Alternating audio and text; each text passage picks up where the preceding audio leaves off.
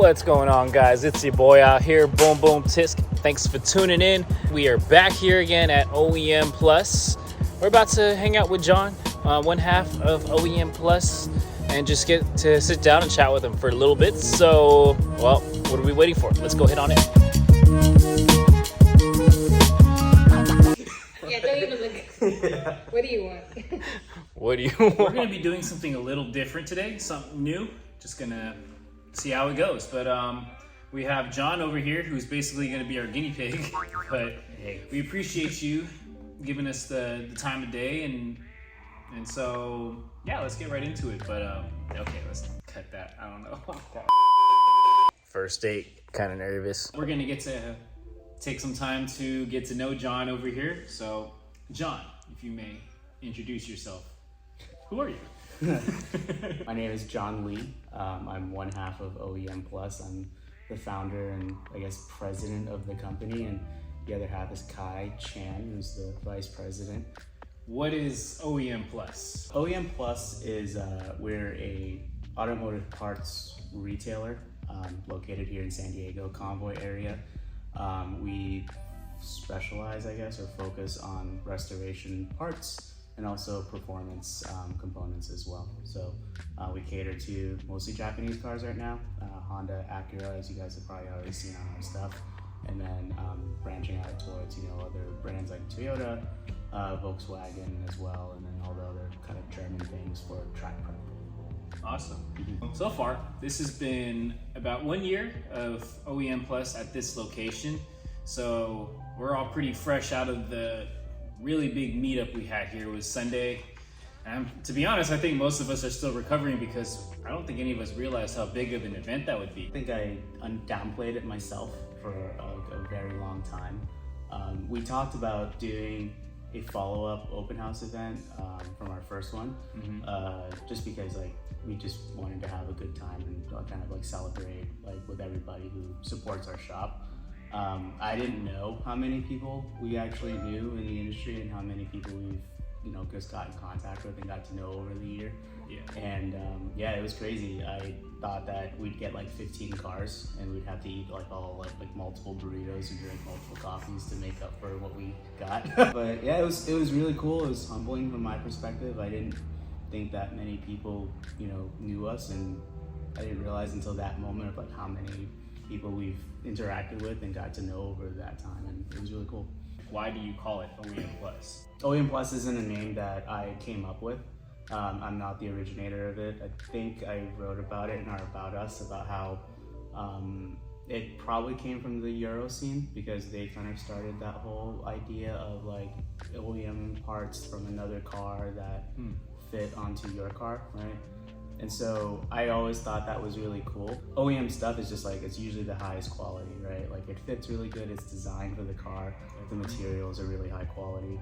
And so I wanted to take that mindset and actually apply it to everything we do, right? So we don't just do OEM stuff, we also do the aftermarket performance stuff. And when we make recommendations of whatever it is that we would put on a car, or when we build a car, I wanted it to be that you could modify it but not have it detract from the quality that you would expect from the factory, right? It should, if anything, I liked building cars where it seemed like it came like that.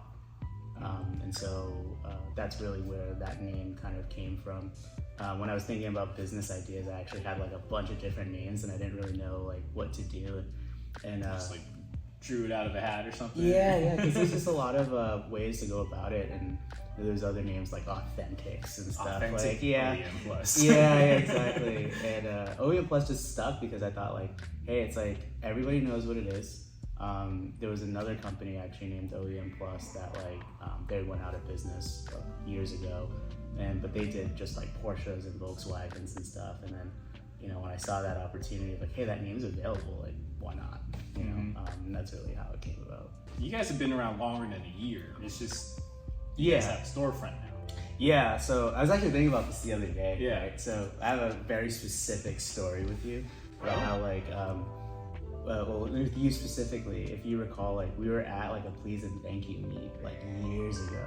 This was the day. I started the business like July of 2019, and I just wanted to see, you know, if like, it was just kind of got tired of dealing with like the aftermarket and like just all the people involved with like trying to just buy a good car part. Takes a lot of effort, right? It's like, you don't know if you're gonna get like ripped off, you don't know if the people really have the part, all these like little things that we learned over the years. Yeah. And so I started the business, and like it was ran out of my living room for probably like 2.5 years. And it was very specific to you because no one knew who I was, like in terms of like the business, right? They knew who I was personally, but not a name brand associated with it. And then I went to that please and thanking me, and I remember like I made like the first like the OG round decals, and I was like walking around like handing them out to like my own friends and like people who were at the meet. You specifically, I didn't really know you that well at the time, so I just like walked up to you, and you were like one of the first people who like actually looked at the sticker and was like, "Cool, man, what do you do?" And I still remember that day. I'm just like, that's so wild that it went from me like basically dry calling people and being like, hey, if you ever need anything, let me know. And like, you know how hard that is in the auto industry? Like, especially, I mean, in the community, I mean, well, this is San Diego. A lot of us have a lot of history. Like, we go back, some of us as far as 10 years, you know? And that's why it's kind of funny. Like, I think at that time, I felt like you were already here for a long time. And so I guess it didn't really occur to me, like, that you had just came across the Cali and all that. And yeah, because you're originally from the East Coast, right? Yeah, so I'm originally from Massachusetts. I grew up in Lynn, and that's where like all of my friends are from. So like Lynn is like, it's important for me to bring that up because it's like, it's a town that's like outside of Boston. Yeah. But for whatever reason, like that area was like really well known for just like fast cars, right? Like everybody in Lynn was about like street racing and stuff like that. And so the reason why that's important was that like from the time that I got into driving and then eventually like you know, modifying cars, not building them but modifying them, everything was like with like a super East Coast mentality.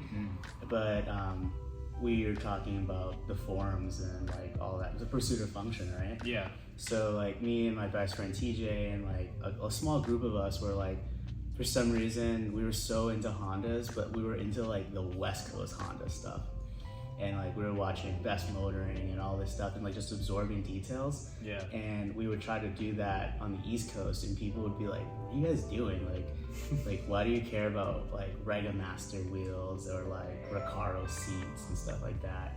And it took years for us to finally get to that point, but like we were just trying to, back then, like morph people's ideas of how you build a Honda. Like it's not just drag racing, you can go circuit racing, you can build like really high quality stuff, so there's no like straight just street car, you know, with a little bit of flair. Exactly. And like I was always like super active on the forums. Like I didn't have a cool enough car to make posts all the time.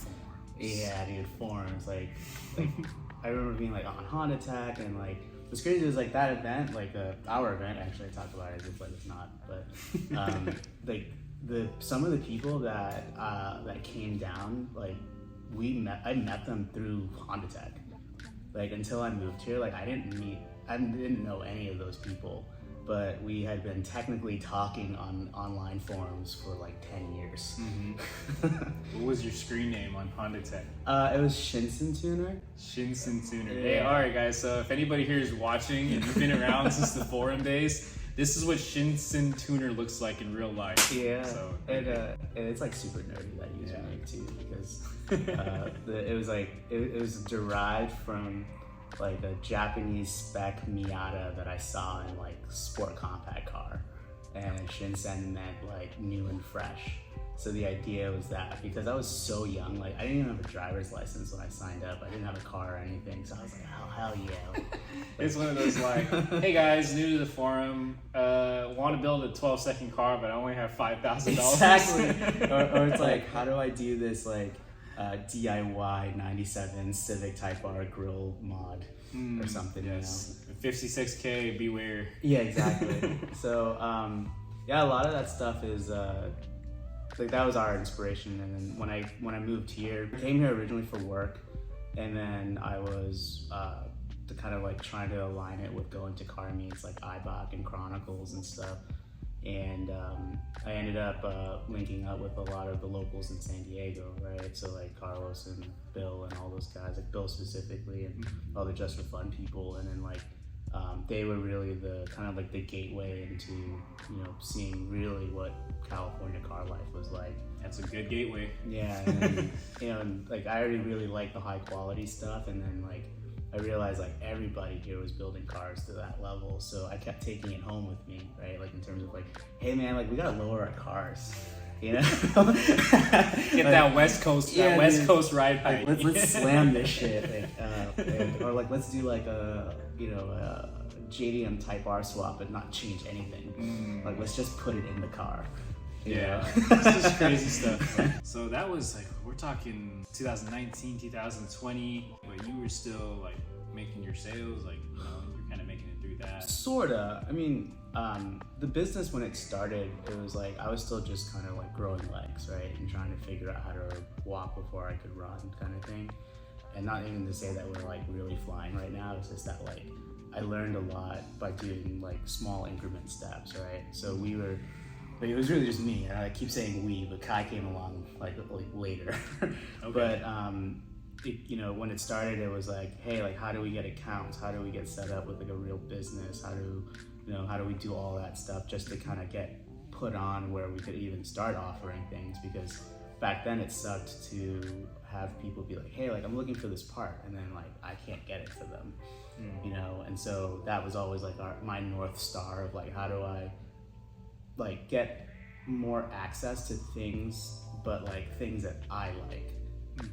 And so when you guys were starting to get to know what I was doing for a business, it was interesting because the name was really easy for people to be synonymous with just like, hey, like I want a Honda part, and you know, this person's willing to go through all the trouble of like all the catalogs and like piece things together. Like I had packages of stuff that people wouldn't normally sell, because it's like, who in their mind is gonna go to like, you know, 2 different dealerships to combine one thing of like, you want a JDM Integra, USDM Integra valve cover, but you wanted it with like, I don't know, a B16 intake manifold gasket or whatever. Like at the dealership or something. Yeah. Because it's like, and then it's like you'd have to go to an Acura dealership versus a Honda dealership for some of this stuff, right? Exactly. And I was always working my full-time job, so like the whole, hey, let's meet up after hours of work was just so normal. In a dark parking lot. Yeah, usually for some reason Dave and Buster's off the 8 was like a really common spot. Yeah, I just hear the imagery of you're in a dark lot with the street lights on, the cars are passing overhead. Dude, there's so many of those stories. I got your part. Like even Han was like dropping off parts for me when I would like not have time to go meet up with a person, or like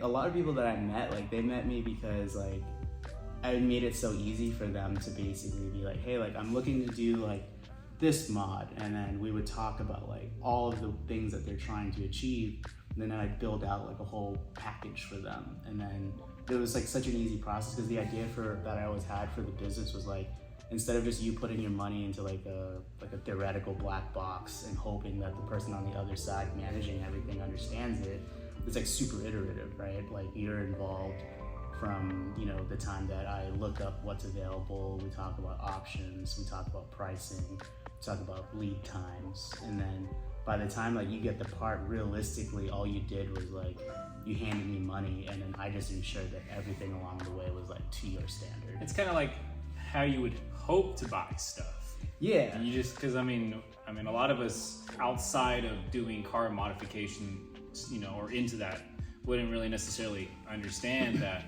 you can't simply just buy some of these parts. You know, if you wanted to buy Volk wheels, there's like lead times, like all this stuff that's kind of hard. So building cars, or like just trying to piece them together for so long, you kind of learned like how to get your own stuff, right?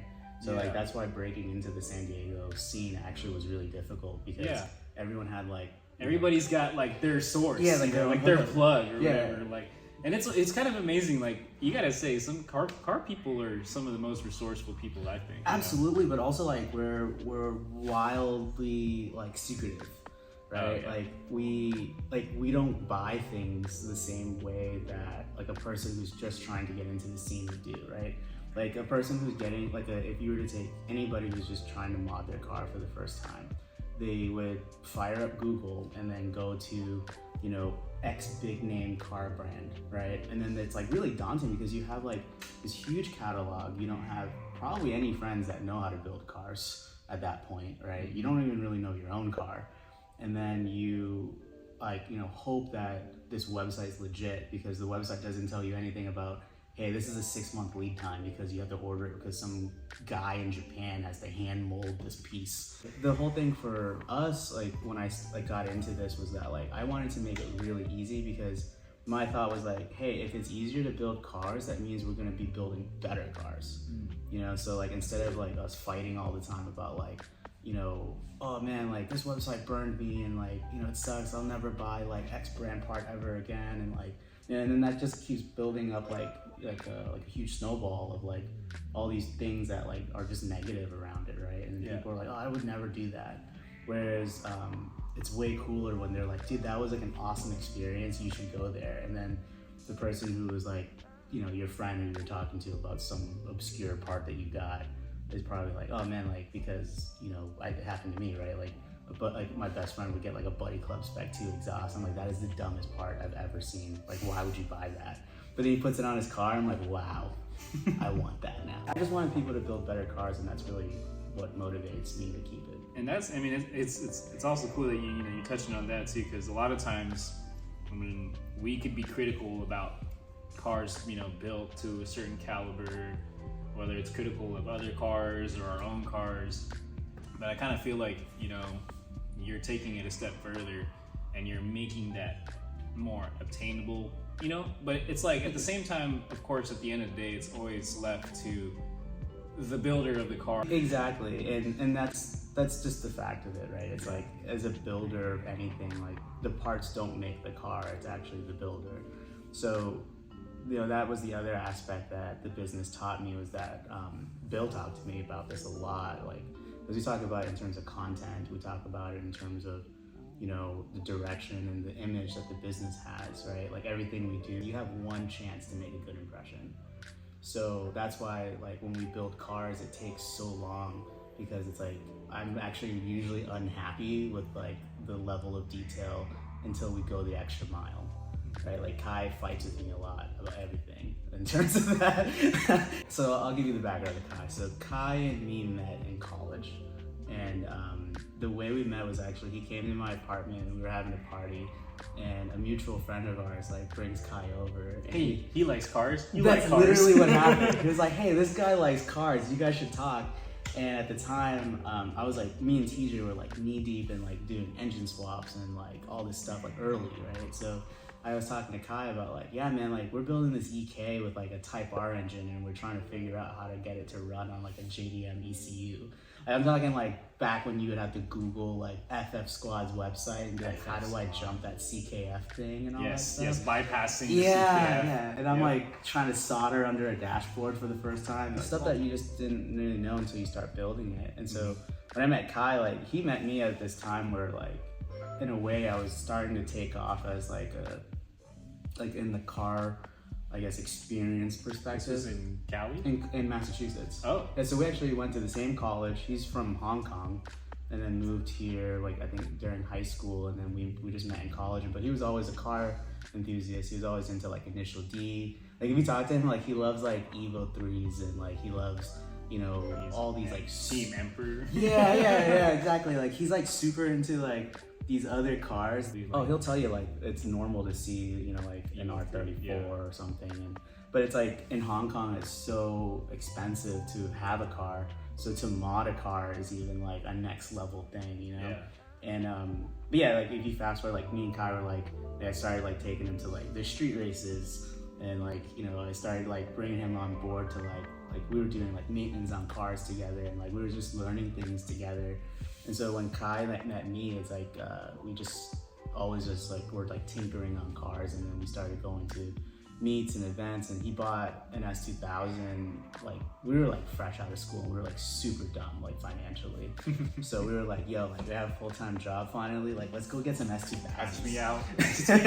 Yeah, which hasn't changed. But you know, Is that the car you bought? no, I was gonna that's say. his second S2000, and like we like during that time, and then like from there on, like we got really into wanting to go into more circuit racing stuff, because I grew up drag racing, and then that's all we really knew. But circuit racing was like this kind of foreign concept. And when me and Kai were starting to build cars a lot together, we were like going go-karting a ton, just because like we sucked at driving. And so we were like, let's go go-karting. And then that led us to buying like helmets, and we started like trying to compete in terms of, we weren't like top of the leaderboard, but like we got to a point where like we were maxing ourselves out. Top 5. Yeah. Or 20, you know. Top 5 of that day. 20, like we survived the GP event. That's all that matters, you know. And yeah, like we took that learning and was like, hey, let's go circuit, like go to the track. And then we found Track Night in America. Have you heard about that? So SCCA runs this thing called Track Nights in America, and like it's a half-day event. And you basically, it was perfect for us because we could leave work early, drive to the track at like lunchtime together, and then we'd like do like 3 or 4 sessions that were like 20 minutes long, and I'd be home by like 10 o'clock at night. So like it was, yeah, and it's like during a weekday sometimes, right? So like that picture over there, like on that black wall, there's so many little details in this shop. You know what? Actually, can we take a little tour around the shop? Yeah. The picture I was talking about in terms of me and Kai, this is like the last track day we did together back in the East Coast before I had moved here. So back then I had an RSX, he had a Subaru Legacy Spec B, and that's really just like what we were always tracking together at Thompson Motor Speedway. It's cute. Yeah. The scene, I think it'd be funny if just a cut scene where I'm just sitting in an S2000 seat. Just looking down.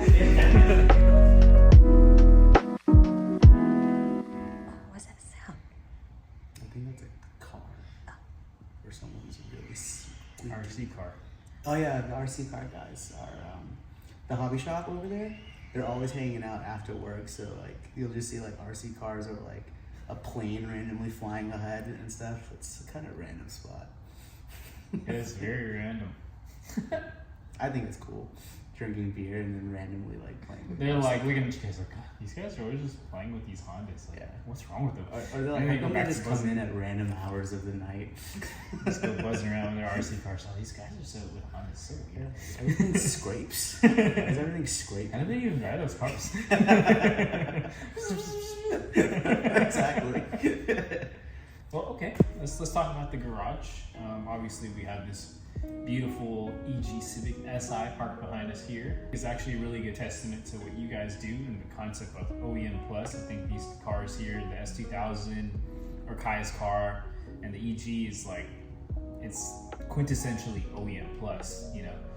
And so, yeah, well, if you want, go ahead and give us a breakdown as far as like what type of services you guys do here. I mean, we talked a lot about the parts. You talked about getting the parts from, you know, to the customer and, you know, doing that whole thing. But yeah, so just some history. The service aspect of this shop was like kind of recent when you really think about what we do. It started off as just retail, and then we had gotten this space, and we intended on just keeping it retail. And more or less, people just kept asking us to try stuff on their cars, and it was like we became really good friends with people, and we were like, yeah, sure, like I'll install this one thing for you, cool. But then that turned into like more and more complicated stuff. Generally, the shop, what we try to stay focused on is majority is suspension work and alignments. Suspension wise, like we've done full on rebuilds where, you know, bearings, you know, ball joints, all the aftermarket camber kits. We'll do every single bushing on your car. And then the alignment part of it just came from, you know, we wanted to offer, I guess like a slightly different experience when it comes to alignments, where we align your car on hub stands. We use a system where we, you know, do a full-on nut and bolt check of your car, stuff that we do on our own cars before track days anyway. And then also, you know, in terms of track day stuff, on top of alignments, we do, you know, minor track prep, right? Like we'll do, you know, getting your brakes ready. We could do a full inspection of the car for you before you go out. My mind always says I want to take on more and more and more, but the reality is it's just me and Kai, so we still work full time. So it's very hard for us to take on like too much. I think right now we're really good with where we're at, and that way we could really hone our craft and make sure that it's always going to stay like, you know, really good quality stuff. When we focus on one car at a time. I don't think we're going to take on more. I think the side quest of the business would eventually be like, you know, continue on building more demo cars to show what the products and services we offer are capable of. So. You guys are definitely one of the handful of places that are available as far as like low car friendly alignments, as well as like, you know, having something precise. A lot of, I'm sure people with lower cars, it's kind of like the constant experience of like, hey, where do you guys take your cars to get aligned? Well, you know, we have you. and kind of like going back to that whole, like, back on the East Coast, we had a lot of alignment shops that did, you know, performance specific alignments, right? And so when I got here, not that the alignment shops here aren't capable of doing that, I was just surprised that it wasn't more like of a standardized thing across everybody, because it depends on who you're talking to, it depends on the car, it depends on, you know, what the shop feels like doing that day, kind of thing. Right. And so when I thought about us doing on alignments, it was just that, like, you know, we were already, you know, doing alignments on our own cars. We should try to extend that out to, the people that we like. You do. You just tell me. That's what makes this fun. Yeah. For all of us. Look, man, you're dragging this out. What do you do? All right. I mean, the only thing is just, yeah. I don't know what to say. It's so far so good. Cool. You're just so like, you're mellow. It's kind of random, right? Like, people I grew up with were just like, dude, you were so California when, like, we were growing up. And then, like, I was like, well, I was born here too. Like, I don't know why California stuff was so influential on me. Like, I think skateboarding is super cool. I think, like, a lot of the music from Tony Hawk and Dave Mirra and all that stuff was really cool. I was wearing, like, Etnies skate shoes in, like, elementary school. Yeah, see, that's why when I first met you, you did kind of blend in with the Cali boys pretty well. Yeah. I was like, I didn't really get the hint until, I don't know, what did we do? Start talking about turnpikes or something? Yeah. Like, the difference between, you know, wait a rotary second. and a roundabout and stuff yeah, like he that. is not from here. I look super square right now. Like, I don't look like You look a like mechanic or anything. you look like a business owner, Yeah. and I look like the mechanic. Like, you guys caught me leaving work. Oh man, I was like, this is perfect. I wasn't sure if you're gonna show up in like a shirt that was used as a shop rack. Yeah. Point or They're something. gonna be like, nah, that dude's like super corporate. What are you talking about? He didn't turn wrenches. And then Dude, there's a whole that's a whole ass band outside. outside right now. Hey, we're trying to make a video over here.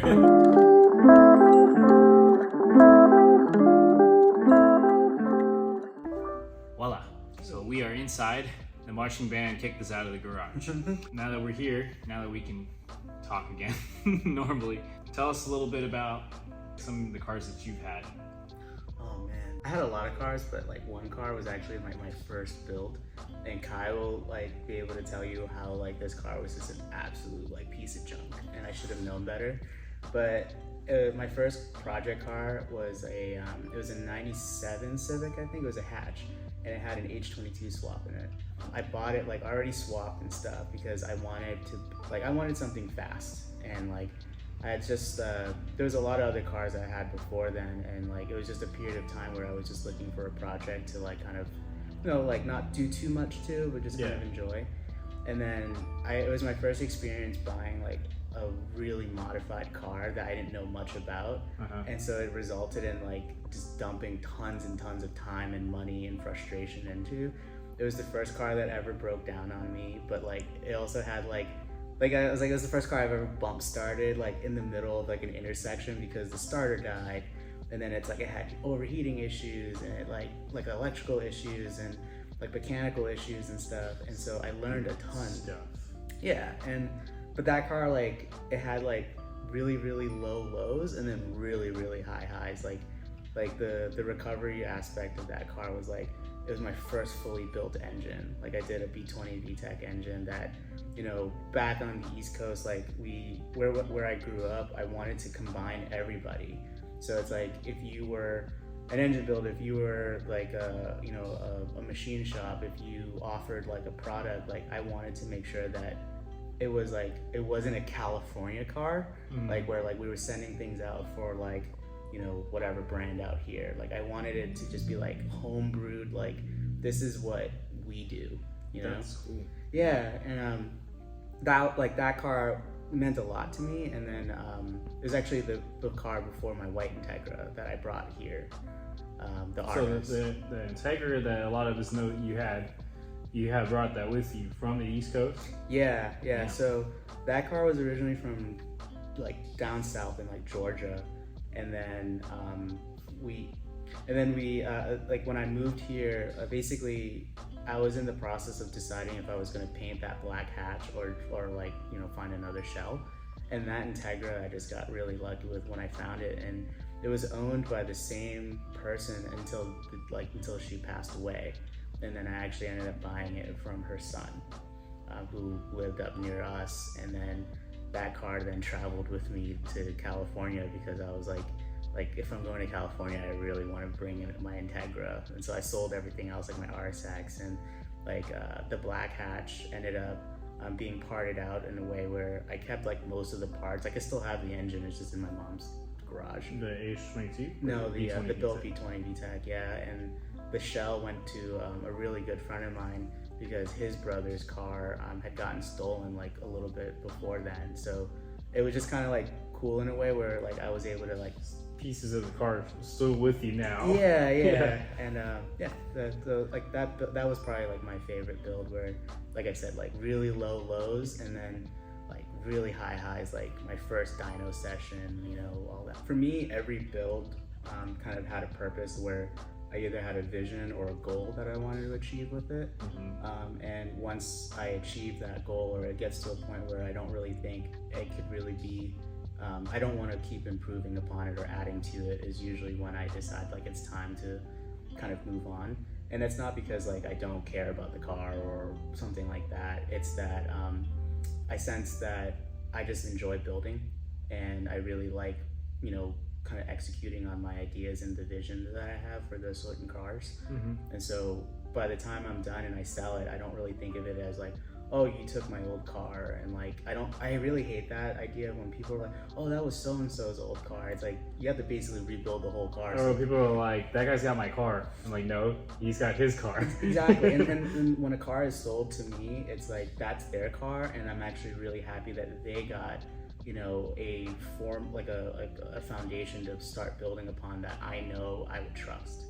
Right. So like when you sell a car to somebody that like you've had, and it's like something you've kind of like went through, and I guess in a sense it's like, well, if you're OEM Plus, right, then it's like they're buying an OEM Plus car that basically is like an old car but a new car at the same time, right? Yeah, and that was kind of like the pattern that you would see with our demo cars, right? We would take a car that, yeah, like it could either look really good or it could be like really like beat up. And then we would run through it in terms of doing all the bushings and making sure that the car drove really well and it was reliable, and electronically like everything functioned the way it should, and like, you know, even all the little bulbs in the car turn on when you turn your headlights on and stuff, because those are things that bother me. Yeah. Right. So that's why the idea of the demo car came around, was like I wanted to just be like, selfishly I could execute on my visions of stuff. Yeah, you can have a little fun. Right. And then but ideally whoever buys it is buying something that's such a solid foundation that like they could then like build upon it and do their own thing with it. And like I don't have any emotional attachment other than, hey, if there's an issue that was in result of something I did, then I would like to know, because I want to like resolve it, but also I want to know like if it was a mistake I made, then like, you know, I could learn from that too. I kind of get the impression that you're probably like your toughest critic on some of this stuff, you know, like, I mean, definitely very meticulous. That's a gift and a curse. Yeah. Because I don't know where to call it, where it's like, all right, this is good enough, but then there's other times where like I don't think anything I do is enough, right? Like Asian parents. yeah, you know, it goes into like the whole anxiety. Being able to utilize that type of energy and that ability helps me with being able to just be like happy with what I do, because, you know, in terms of the problems that I could have in my life, my biggest issue is that I'm not happy with the way the first alignment turned out on a car that like is, you know, like is a demo car or something like that, or like even if it's a client's car and like I'm not happy with it. Like I'd rather think that that's actually a really cool problem, that I'm here till like 11 o'clock at night realigning your car because I'm not happy with how the steering wheel's not straight. He's just not gonna no licking the envelope and sending it over here. Just well, I don't know if you ever noticed this, but like if you call me or I call you, I'm like, hey, your car's done. You're like, okay, cool, how'd it go? And I have like a laundry list of all the things I wasn't happy with. It gives you this notion of like, oh man, like my car's a piece of trash, or like man, you did a really bad job with it. And then you take it for a test drive, and like 95% of the people come back and they're like, dude, that was like perfect. Like I don't know what you're talking about. And in my mind, like I see their car, and I'm like, please bring it in like next weekend, so I could like really fix what I don't like. sounds familiar. Gets car line at OEM Plus, goes and does like a freaking 15-second faster PV at Socal. Right? And then like I message you, I'm like, cool man, like I'm really happy for you. And in my mind I'm like, you still need to bring it in because I want to fix some stuff on it. We'll bring it in. I haven't forgotten. It always reminds me every time I drive it. Speaking on behalf of a lot of us here, like we appreciate your meticulousness, you know, like there's a lot of us with our cars. I mean, it is part of the Cali culture too, where it's like everybody's about the little detail. This is a place where you'll feel like the guy who's gonna touch your car is gonna be like-minded. So tell us, how do we reach OEM Plus? We have many ways of reaching us. You could call or text that phone number that's on actually all the decals that we have. Those actually go directly to my personal cell phone. So when you call, you actually are talking to me.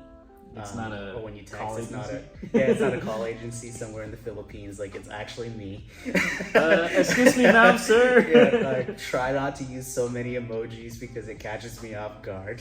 But then also if you email us at either sales@OEM Plus or any of the emails in terms of myself or Kai, if you ever get to that point, usually business inquiries we save that for, but otherwise, like, you know, basically if you email us, it'll be either go to me or Kai.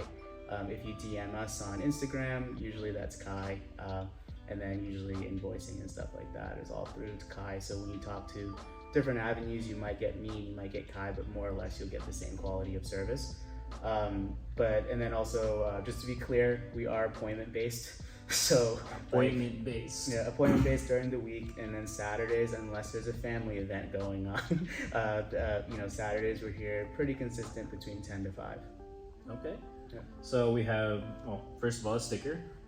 Phone number on a sticker goes straight to yourself. Yep. So don't be hitting them up at 11 o'clock at night unless you want to get them in trouble. Which dude, it happens all the time. Yeah. You're sliding in with a bunch of hearts, you know. Yeah. The Instagram page.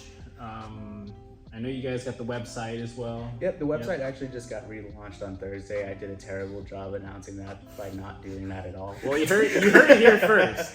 There is a website. Yeah. What's the website? I'll put it in the description. Yeah, so the website is www.oemplus.us, just like the name. Okay. And .com? Or yeah, .us? just .us. Okay. And yeah, like all the inventory is up to date. So if you order anything from there, like that's actually guaranteed. Like we have it in stock on that shelf, ready to go. Cool.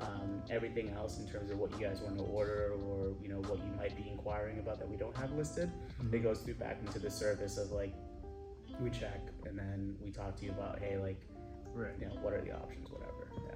Well, besides that, is there any shout outs you'd like to give out there? Yeah, lots. I'll try to keep it short.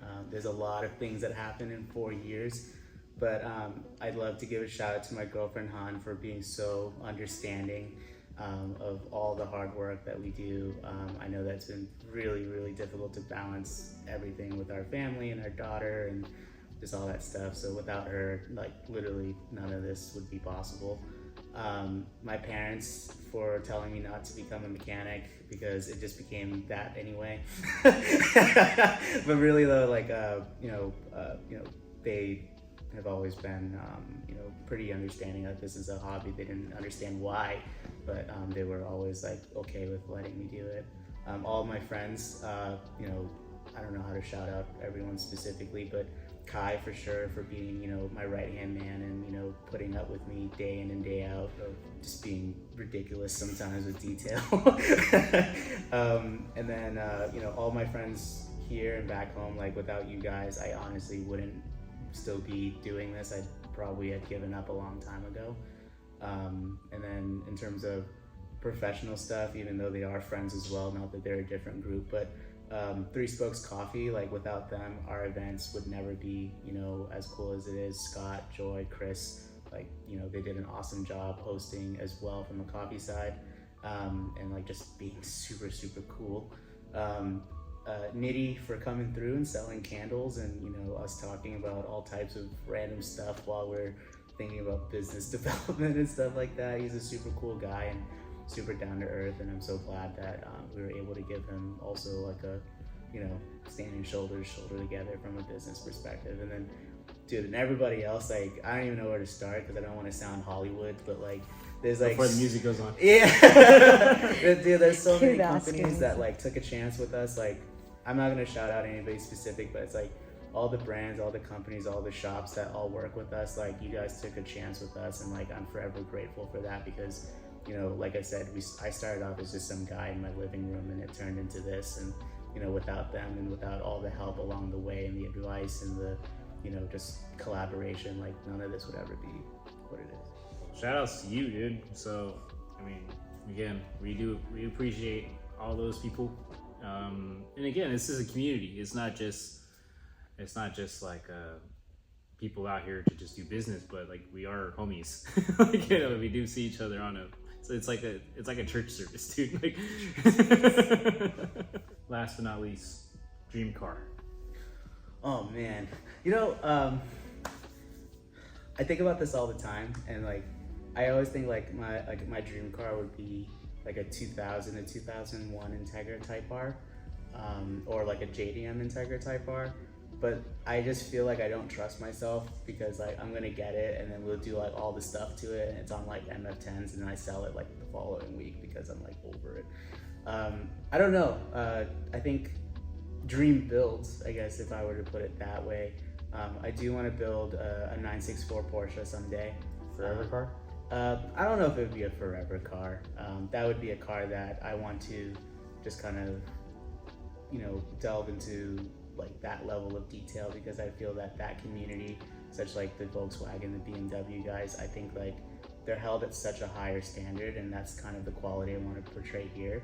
But also I think like it'd be cool to do all this stuff here and then be able to like turn around and go build those types of cars and like actually be on that level, you know? Yeah, and I know, like, I think we've talked about this before, but you do want to do more than just Hondas, right? Like, kind of express that, so. Yep.